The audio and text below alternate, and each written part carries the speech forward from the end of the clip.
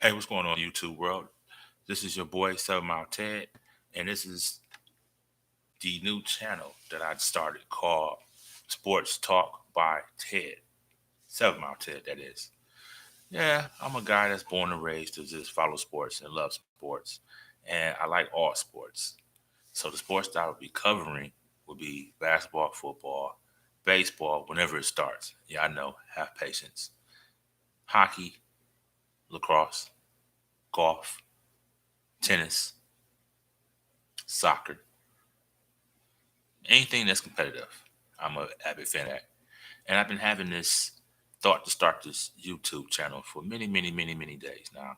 And because of life changing events, I just started to step my foot out there and take a chance, take the first step. So have patience with me, YouTube family, as I get to enjoy myself, enjoy my journey, and learn my audience and continue to bring you guys great, excellent content. Today, I'm going to start off talking about the NBA. My bread and butter since I was playing as a little kid. Didn't make the league, wasn't in my cards. But I do know the game. And speaking of the game, today we have for you guys a great Friday night segment. We have a few games that I'm going to cover. The first game I'm going to discuss is the Cavaliers versus the 76ers. That should be an awesome game with the new look 76ers, with the addition of James Harden and Embiid going in 1-2 punch. Some say they're the equivalent to Kobe and Shaq. I don't think so. I like them, but Kobe and Shaq, they're both legendary. Speaking of Kobe, RIP, we all know his story. That's a hard comparison. However, the numbers that I did see when I did my research, they're not too far off. They're very similar. James Harden has a 12-year career so far. Didn't know he was in the league that long, but he's very productive. Some say he's unorthodox, but hey, if the ball go in the hole, how can you complain? And Embiid is having an MVP season. I can't even lie. He's dedicated, focused. I don't know if the noise of Ben Simmons struck a fire under him, and he's playing like no other, like a man possessed. Runner up last year for the MVP. I think this year he may actually win the MVP, especially seeing how far the 76ers may go in the playoffs. Now, I say all this to say this. You can't sleep on the Cavaliers. I mean, what a phenomenal season they have. And despite losing their all-star point guard, Sexton, I thought they was done. But Garland stepped up, had a great season, all-star this year, did his thing. And they also have a complete team that's half role players that's playing their role. I mean, the rookie Mosley, he's incredible. I like Allen. Kevin Love fit into his role. He looks great. And they got a lot of young pieces, nice shooters out there. In addition to Rondo, Rondo providing leadership on the court. That's very important. I know LA wish they had him right now as their floor general. But we get to the Lakers later. They on the radar, but I'm gonna just save them for last. Come on, Brian. You know what time it is.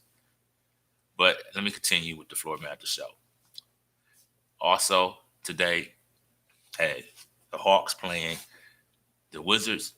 That's an awesome game, and I can't really predict that, being that they're playing at Washington, and Washington one of them teams that's they iffy. They play lights out one day, and the next game they just ice cold. But they look good. They just find each other chemistry, and I will say the winner of this game, I predict. Oh, my predictions for the first game. Sorry about that. The 76ers and Cavaliers. I'm gonna go with the 76ers. So let's make it four in a row. My predictions for the Hawks and the Wizards game. Hmm. I'm gonna go with Trick or Trey. It's gonna be close. I predict about a 3 point difference because you can't sleep on the Wizards. They got Kyle Kuzma and KCP. They starting to gel, bringing their success from over to LA to there. You look good together. And they brought back Ish Smith. Say what you want. He's a great role player, and he pushed the flow of the tempo when he's in the game. Not to say he's going to clamp down Trey Young by far, by any means. I'm not saying that. And Trey may go nuts tonight, drop 30 easily. Him and Collins is a nice one, too.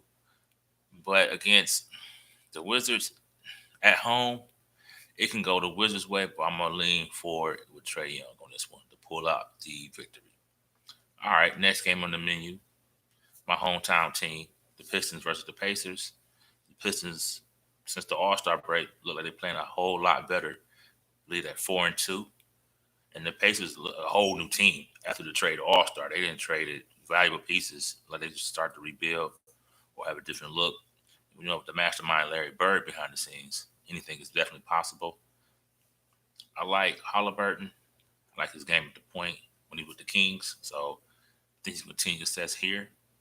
Look around. I believe the Pacers are looking forward to build around him and the other new stars they have. But the Pistons are hot, and I'm going to go with the Pistons in this game. I like what I see with K, Bay, and even Grant. I believe Grant starting to believe and trust in his teammates. Grant is a credible player by far. Best kept secret in the NBA last year. No one knew about him nationwide. I'm not saying because Denver knew what they had with him, but nationwide, not too many people knew about him. He came to the Pistons, had a great year. Played for the Olympic team, the U.S. team. So, he got the connections, polished his skills in the summer, and he brought it back to the Pistons, even though their record don't reflect his success and his journey upward. But the surge in the second half after the All-Star break made me wonder and second-guess a lot of things. For instance, for all you Pistons fans out there, think about the lineup of K, Bay, Grant, Stewart, and Bagley as your starting five. That is a scary lineup when you think about that backcourt, let's say with Cunningham and Bay. That length on the, oh my God, it'd be scary. And then you have Grant, who I like at the 4, but I believe his natural position is the 3. And if he can play his natural position, I believe you see another part of his game that will transition and be beneficial for the Pistons. And also, this move will actually put Isaiah Stewart at his natural position, which I believe is the 4, the power forward position, so he can play comfortably and also pretty much dominate. He's a workhorse, I see in his future he can be a double-double machine, rebounds and points and defensive anchor. And then Bagley, if he can stay healthy, he's the X factor. It might be scary in the future to come. And not to mention they got salary cap and lottery pick coming. Pistons my up and up team. So I'm going to get them an edge tonight. They've been playing excellent basketball the last few games. And with that win yesterday against Toronto, that was tough. So I'll go with the Pistons at home tonight. Now, the game of the night, in my opinion, this next game I'm going to cover, which is the Bulls versus the Bucks. Oh, man. You're talking about a rivalry, especially with both teams dominating in the East, like a 1 and 2 seed. And also with the earlier altercation with Caruso and Allen, with Allen with the dirty foul, they say, which is a hard foul that I seen. Unfortunately, that Caruso fell on his wrist. But other than that, it was a hard foul, like the fouls from back in the day, in the 80s.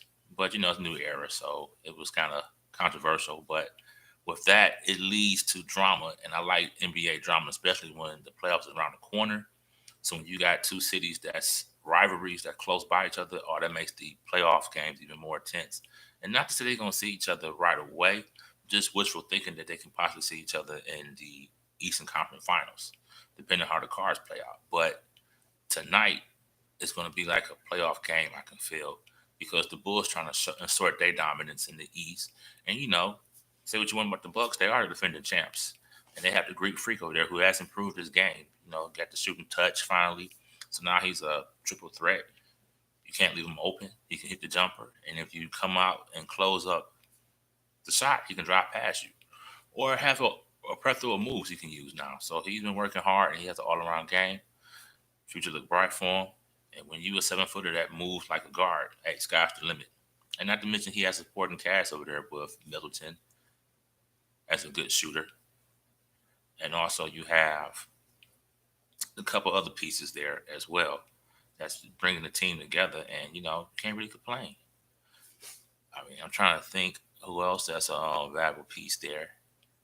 It's on the tip of my tongue. I can't think of his name, the point guard who came from New Orleans. Oh, wow. But it'll come to me. But, yeah, he's also a nice piece, too. And ever since they had added him last year, as you see, it took him to take him to the next level with the championship. What is his name? I can't think of the point guard name. Anyway, it'll come to me. And also the Raptors versus the Magics. Oh, my prediction for the last game. I apologize, moving too fast. I'll go with the Bulls tonight. DeMar DeRozan, he's playing excellent ball, MVP caliber ball actually. So I look towards him, get the home cooking, home seasoning. I'll go with the Bulls. As I was proceeding, moving on, also we have the Raptors and Magic playing. And I'm going to go ahead and give the Raptors this one, being that they lost a close game at home yesterday to the Pistons. Quite sure they're seeking revenge. Definitely. Close out the weekend with a W at home against the Magics, who, they're not really a hot team, but they're an up-and-coming team. I like their backcourt with Cole, Anthony, and Shrugs. That's a great, great combo, and only can get better with the future. And then you have the rookies with not Mo Wagner, but Wagner brother. He's playing excellent ball, and he's actually playing with his brother, so that helps his brother Mo Wagner play as well. And that's a nice 1-2 combination that really get talked about in the league. And I understand they're not winning, so therefore you don't have to highlight on them too. But all goes well.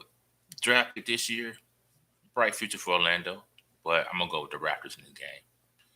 All right, the next one you have the Thunder versus Timberwolves. Wow. Thunder, they're a scrappy team at home. Can't never sleep on them. But I'm going to go with the Timberwolves. They're playing excellent basketball. And I like what I see in Karl Anthony Towns and Edwards. Becoming a nice 1-2 punch down there in the land of many lakes in Minnesota. But tonight on the road, I think they're going to pull that out against the Thunder. So give me the Timberwolves on that one. All right, next game will be the Jazz versus the Pelicans. Interesting indeed. The Jazz, with Donovan Mitchell, Gobert, and the rest of the crew, they pretty solid team out in the West. Can't sleep on them. Very good. But the Pelicans, ever since that All-Star break trade for CJ, oh man, he's adding the seventh dimension.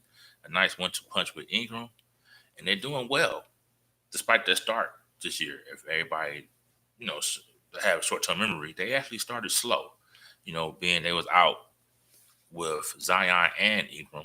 Ingram came back, solidified his spot, show why he's a future All-Star, has been an All-Star in this league and will be an All-Star as time progresses. So I'm going to go with the hot Pelicans. They beat the Lakers convincingly at LA, so I'm going to go with this one, the high hand over the Jazz, especially since they're at home. I got another question for y'all, too. What y'all think about Zion? Y'all think he's going to be back next season with the Pelicans, or he's going to, I think he's going to go to New York and join his college teammates. Why not? That's just what I think. And I don't think he's happy in New Orleans. For whatever reason, I don't know. But I believe he'll be leaving soon. However, if the Pelicans can sign him for a long-term extension and you add him as a third piece, now you have a big three. I don't know if you want to call him a big three, but you have a three-piece that you can build around, which you would have Brandon Ingram, CJ McCollum, and Zion Williamson. It's not bad, not bad at all. But can you bring them back? We shall see this offseason. Who else we have on the menu today to play? Let me go ahead through my list. Okay, we have the Rockets and Nuggets playing as well, and that's going to be an awesome game. I mean, the Suns were my preseason favorites this year. I'm not going to lie, with the ball player Chris Paul from last year, taking that young team to the NBA Finals. Oh, man, that was an excellent run they had. And, Devin Booker coming in his own. Now we get to see Devin Booker carry the team once again.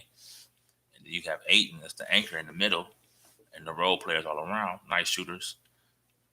I like the Suns. And they should pretty much have their way tonight. I had to make a correction. I think I said Suns and Rockets. I meant to say the Suns and Knicks. The Knicks are playing the Suns today. And the Knicks, on paper, they look excellent. They got a nice squad, but you don't know what Knicks team you have. One day, they awesome. The next day, they just, I don't know. So I'm going to go with the safe bet, go with the Suns on this one. I'll be shocked if the Knicks can pull it out. But Is it just me, or does it seem like the Knicks fans are turning on Julius Randle? And I mean, Randle's an all-star player to me. I like his game. I just don't see him being beloved in New York for whatever reason. But they do say the New York crowd is very hostile. So that could be something too as well. But stay on the lookout for that. We shall see. But I'm gonna go with the Suns tonight on this one. Like it's easy money. And the last game on the schedule is the Nuggets versus the Rockets. Now I'm gonna go with the Nuggets, hands down. You know, Rockets, a young team. I don't think they're ready for the big stage against the Nuggets. Nuggets is a deep team. I mean, scary team out in the West. You know, you got the Joker in the middle, the anchor, reigning MVP. What more can I say? Once they get Murray and Carter, this gonna be a complete team. You know. Also, I like the addition to Cousins. I'm not gonna lie. I'm not saying he's the old Boogie Cousins, but he's a nice piece. He gives Joker minutes to rest, and he has a nice presence down in the middle. He's not like an enforcer. He's not gonna let anything come. Nice rim protector, present, and on any given night you can get Cousins going. He had flashes of the old Cousins by far. It's still in him. You know, I just feel sad what happened to him over the years because Boogie was one of my favorite centers to watch play. I mean, he had the inside outside game, talk a little shit to you, make it worth your while watching him play. Young center that had a bright future. But I just wish, and this is just my wishful thinking as a fan, if the management could have made it happen, they should have. I wish AD and him would have stayed together in New Orleans with Rondo pushing the point, or they would look scary. I don't know what happened or what transpired down there, being that I'm not from there, but on the outside looking in, just make you wonder and second guess what happened actually. But if it's a if, we'll all be drunk. But like I said, I'm into sports. It's what I do. Looking forward to get feedback from you as soon as possible. I know it's the first video, but the key word here is consistency. And I guarantee for you to meet, you will see more Seven Mile Ted, doing more videos, covering more sports, interacting with you more. I'm looking forward to it. I'm just a guy following his dream, his passion to do what I love, which is cover sports. I've been covering sports, talking about sports for years. Now, we're under the lights. We're about to make it happen. The only way I know how. Believe in myself. But I got a question to y'all out there, too. What's your feelings about baseball? I know it's around the corner, but with a little bit less than a month to go, and they already canceled the first week of the season. Projecting to start April 8th, if everything goes right. I hope they do start close to time, on time as possible. Like I said, we're already a week behind. But I know a lot of people are not fans of baseball. And I admit, I understand why, especially the younger generation. It's a great game to play. You have to have love for or play to actually follow baseball. I would say that compared to like football or basketball, where you have an exciting product. You have a faster paced games. So therefore, like your casual fan can easily follow and be more intrigued. With baseball, you may have a low scoring game, might be a pitcher's duel. Very rarely you see regular hits. And again, you have to have a passion for baseball to actually follow it. Being that I grew up playing it, so I love it. And I understand why it's not popular. I wish it could be again, but I don't have the answer to that. But I know this for sure. Striking is not the answer. If you're trying to gain your momentum, keep your fan base, and to grow with the younger crowd, I mean, you figure because of COVID, you just came from a shortened season. Now you're going to follow that up with another short season. My humble opinion is not a good look. Then again, I'm not an owner, so I can't really give you the ins and outs. I can give you the speculation that I read like everybody else. But unless you're in that meeting room with these owners and players, you really don't know. You only know what you hear from the outlets. And again, I don't understand it because on the outside looking in, you have billionaires versus millionaires. Who win?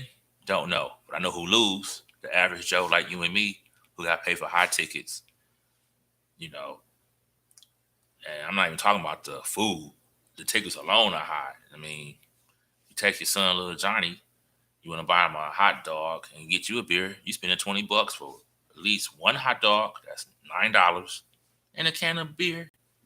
If you're lucky, $10, depending where you're at and where you're from. It could be $15. Who knows? And that's for a Bud Light 12-ounce can. Yeah, I know. But again, I understand it's a business. Who am I? But with the high prices, and let's say you in a market where your team is not good, I mean, as a fan, you feel like you're being ripped off. Because think about it. When your team is winning, the high prices don't be in the forefront like you do when the team is losing. Because see, when they're winning, the atmosphere, the ambiance, the crowd cheering, the scores being scored, the runs being scored rather, that all brings the excitement.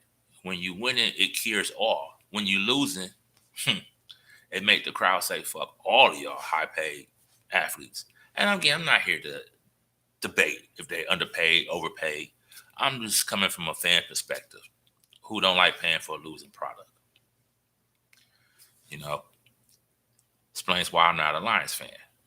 I can't do that. Psychologically, I can't. You know, teach his own for those that are. You know what I mean? You can't blame the locals, I guess, for following the team. It's the only team they have. But however, I do blame the local fan base that continue to follow and support a team that give you less than mediocrity majority of the time. Because you figure the owner, again, if he's making hand over fist from ticket sales and concession sales, why should I improve a team? Again, my business model is making me profit at the end of the year. The board is happy. The owners are happy. Hell, for the most part, the players are happy. I mean, yeah, they're not winning, but they're getting paid. They're living good as if they are winning. The only difference between Tom Brady and Jared Goff is winning losses. Tom Brady is a winner. Jared Goff this year was not. So therefore, he's not as popular. But they're both millionaires. They both living comfortably. It's just one has more accolades than the other. And is that fair? No, but it's life. I mean, look at it like this. I watched Matthew Stafford play 12 years for Detroit Lions. Get hurt, get injured, come in the game, win games, come back. Solid guy for 12 seasons. You can say the team was trash. You can say his play with the Lions was trash. But I do know this, a change of scenery within 1 year, 365 days. He went from playing on the subpar Lions to becoming playing on a world champion team known as the Rams. Was it the player? Was it the organization? Some will be led to say the organization because the player did his job. His job was to win with the lineup that you supplied him as the general manager, owner. The Rams had a team built. They had receivers, running backs, linemen, offensive, defensively, linebackers, corners, safety. They spent money to win. And that's the ingredient to life. It takes money to make money. So you can't be cheap as a team owner. Your team costs billions.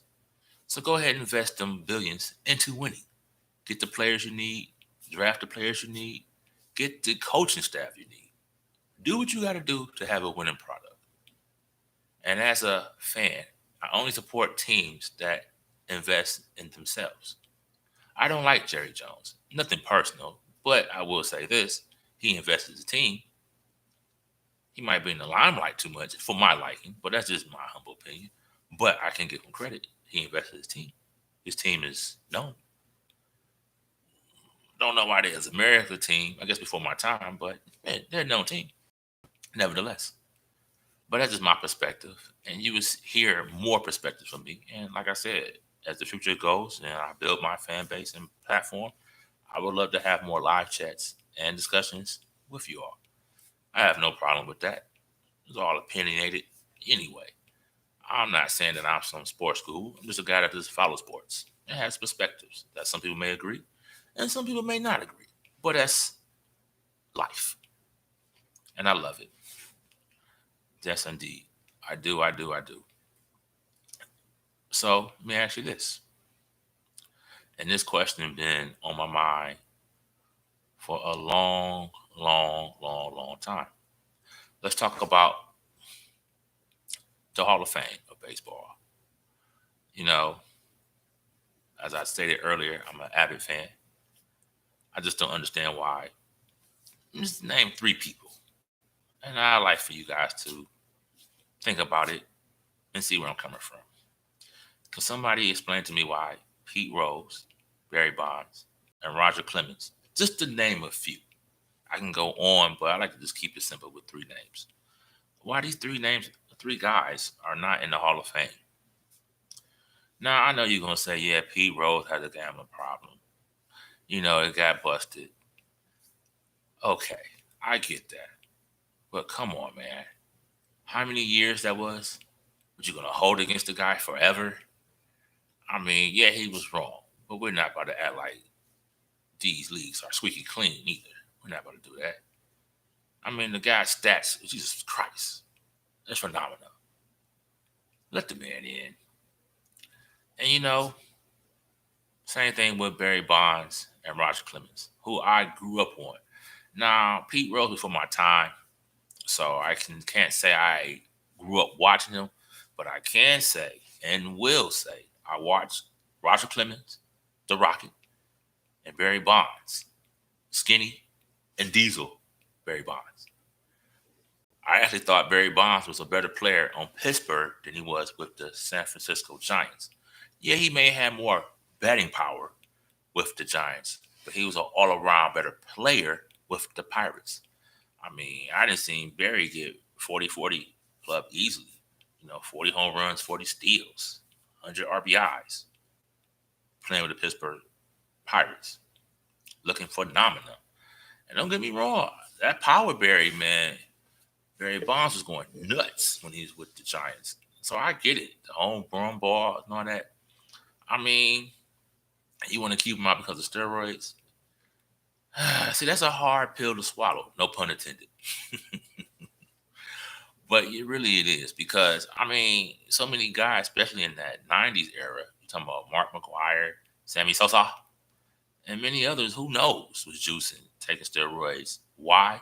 To bring excitement to the game with home runs. Because a home run is equivalent to like a touchdown pass or a three-point shot in the NBA. It draws excitement. It draws people to the sport. It's like a slam dunk. It's that So, when they juicing for the sport, I'm not saying it again, it was right. But we're not going to act like certain people didn't know or allowed it to happen. I'm just saying. Don't strike the messenger. This is my opinion, my perspective. Nothing more, nothing less. But something to think about. But I really think them three guys should be in the Hall of Fame by now. I mean, come on, man. Really. But it's just my opinion. My humble opinion of that as well. So, something to think about. And also, before I leave, I want to ask you guys this question here.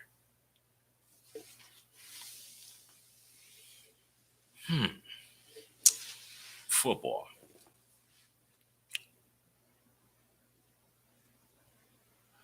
Do you guys think that they should just go ahead and cancel preseason and just start the regular season? Or should they shorten the preseason? The reason I ask is because I understand the preseason games is for evaluating players to see who can make the team roster, things of that nature. I just think it increases the chances of players getting hurt. And that's my concern. Instead of having a player getting hurt in preseason, where we can just, let's say you get one game preseason, or maybe two, get 2 games, have 18 game season. So you shorten the preseason, make the regular season longer. And again, you can say it can have the same amount of, injuries or more or less, but at the same time, at least you're playing for games that count instead of playing for games that don't count. And again, I'm not an NFL player, so maybe they want to have the extra preseason games to get extra looks and get extra evaluated. I get that, but from a fan perspective, I just seem like they're just meaningless games being played.